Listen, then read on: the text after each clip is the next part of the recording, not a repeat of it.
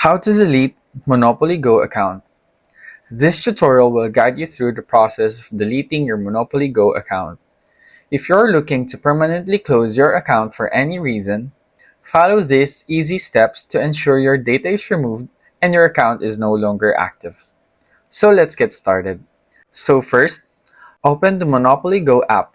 While we are in the Monopoly Go app, make sure that your account is logged in.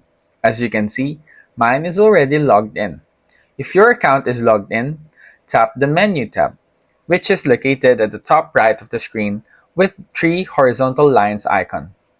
The menu appears. Just tap the Settings tab to enter the settings.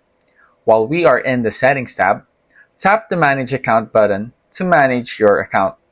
While we are in the Manage Account tab, tap the Account Deletion button to delete your account in Monopoly Go.